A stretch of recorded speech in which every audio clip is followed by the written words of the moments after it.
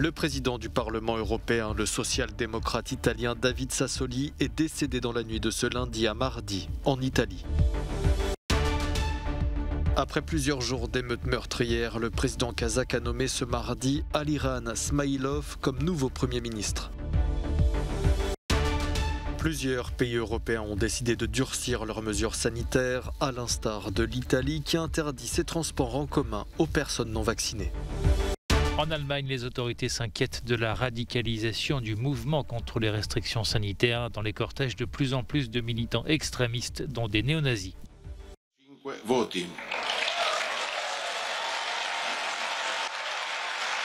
Le président du Parlement européen, David Sassoli, est décédé dans la nuit de ce lundi à mardi à l'âge de 65 ans. La veille, son porte-parole avait annoncé son hospitalisation en raison d'une complication grave due à un dysfonctionnement du système immunitaire et l'annulation de ses activités officielles. Par le passé, David Sassoli avait déjà souffert d'une leucémie. Il avait également été hospitalisé cet automne pour une pneumonie qui l'avait tenu éloigné du Parlement pendant plusieurs semaines. Né à Florence en 1956, David Sassoli avait choisi le journalisme après des études de sciences politiques. Il a intégré la RAI, la télévision publique italienne, en 1992, avant d'en devenir l'un des présentateurs vedettes. Le social-démocrate italien présidait le Parlement européen depuis 2019. Bonjour, chers collègues. Les hommages se multiplient pour saluer la mémoire de David Sassoli. La présidente de la Commission européenne évoque une terrible perte et un grand Européen. Le président du Conseil européen souligne la chaleur humaine, la générosité et le sourire de cet homme discret. Eurodéputé depuis 2009, le social-démocrate avait pesé de tout son poids pour faire progresser le pacte vert, le paquet climat de la Commission européenne. Il s'était aussi fortement impliqué pour finaliser les négociations sur le plan de relance et le budget à long terme de l'Union afin de faire face à la récession économique provoquée par le Covid-19. Son mandat à la tête de l'hémicycle est d'ailleurs marqué du sceau de la crise sanitaire. Il avait ouvert le Parlement européen à Bruxelles et à Strasbourg, vide pour cause de confinement, afin de permettre la préparation de repas pour venir en aide aux plus démunis. La présidence de David Sassoli devait prendre fin la semaine prochaine. L'intérim sera assuré par la première vice-présidente de l'institution, Roberta Metsola. La Maltaise est d'ailleurs pressentie pour lui succéder. Le président du Kazakhstan a nommé Aliran Smailov, ici en bas à gauche de l'image, comme nouveau Premier ministre ce mardi. Cette nomination, qui intervient après plusieurs jours d'émeutes meurtrières, a aussitôt été approuvée par la Chambre basse du Parlement lors d'une séance retransmise en direct à la télévision. Âgé de 49 ans, Aliran Smailov était auparavant vice-premier ministre du précédent gouvernement. La veille de cette nomination, le président Tokayev a déclaré que son pays avait vaincu une tentative de coup d'État de terroristes étrangers et promis le départ des troupes russes venues à sa rescousse. Ce lundi toujours, Kassym-Jomart Tokayev s'est entretenu avec le président du Conseil européen. Charles Michel a indiqué sur Twitter avoir souligné avec le président kazakh l'importance du partenariat et du soutien à la souveraineté, la sécurité et la stabilité dans le plein respect des droits humains et des libertés fondamentales. À Almaty, la plus grande ville du pays, là où les troubles ont été les plus graves, la vie reprend comme le montrent ces images tournées lundi. Les autorités ont rebranché par intermittence à l'Internet et rétabli progressivement les transports en commun. Le renforcement de la position russe au Kazakhstan aura lieu.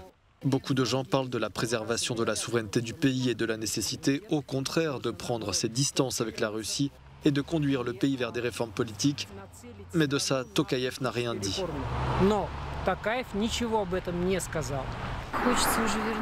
Nous voulons revenir à une vie normale. C'était si beau ici et maintenant c'est en ruine. Regardez, ça est si déprimant et épuisant. Nous voulons revenir à une vie normale. Le bilan humain de ces émeutes meurtrières reste pour l'instant inconnu. Les arrestations se poursuivent quant à elles. Près de 8000 personnes auraient été interpellées.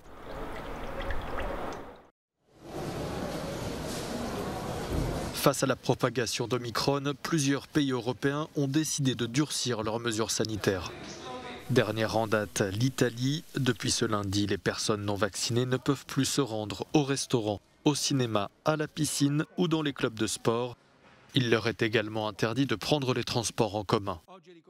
Le Premier ministre italien a mis la pression lundi soir lors de cette conférence de presse. Les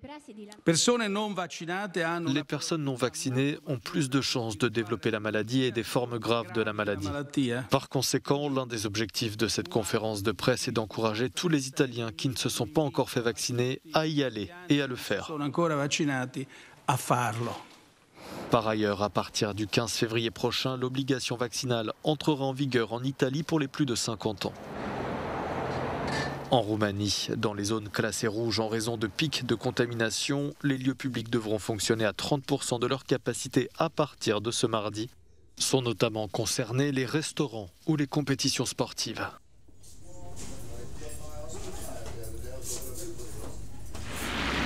À Reykjavik, en Islande, la vaccination des enfants se poursuit.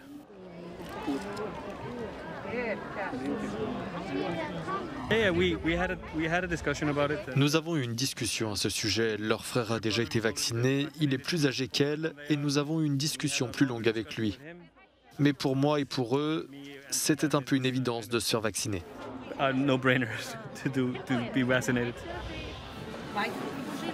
La Suède, confrontée elle aussi à un rebond des contaminations, va instaurer de nouvelles mesures. Le gouvernement suédois a annoncé qu'à partir de ce mercredi, bars et restaurants devront fermer à 23 h. Les rassemblements en intérieur seront quant à eux limités à 500 personnes.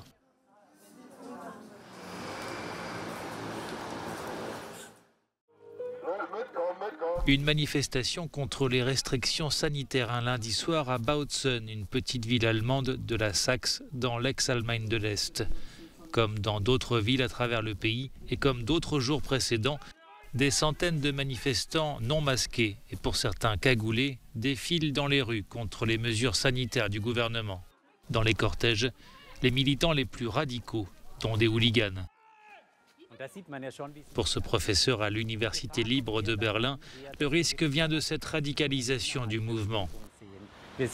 Nous avons remarqué, dit-il, beaucoup plus d'appels à la violence contre des officiels, des journalistes et contre d'autres représentants des opinions dites dominantes. Et c'est là que nous pouvons voir un danger. Les manifestations le lundi ont une portée symbolique en Allemagne. En 1989, c'est aussi les lundis que se rassemblaient les opposants au régime communiste est-allemand. Si le maire de Bautzen se montre tolérant vis-à-vis des manifestants et de leurs revendications, il dénonce en revanche cette tendance progressive vers une radicalisation du mouvement anti-corona.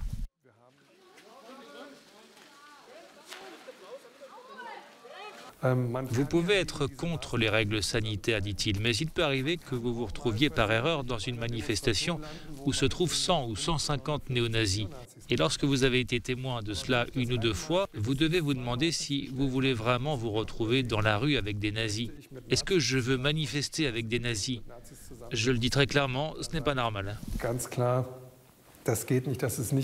D'autres manifestations ont lieu également dans l'ouest de l'Allemagne. Si elle rassemble en majorité des militants pacifiques, elle continue malgré tout de préoccuper les autorités. Nous pouvons maintenant parler d'un véritable mouvement de protestation ici en Allemagne, car nous avons eu plusieurs vagues de mobilisation au fil du temps. C'est aussi un mouvement qui devient plus structuré et organisé. Ces manifestations sont soutenues par environ 15% de la population allemande, selon des sondages. Mais la composition aujourd'hui de certains cortèges pourrait à terme décrédibiliser le mouvement. Les manifestations contre les restrictions Covid, contre la politique sanitaire en Allemagne, semblent évoluer actuellement vers une radicalisation du mouvement, explique notre correspondant. Et cela cause une réelle inquiétude dans tout le pays. Jonah Kellgren, Bautzen, Euronews.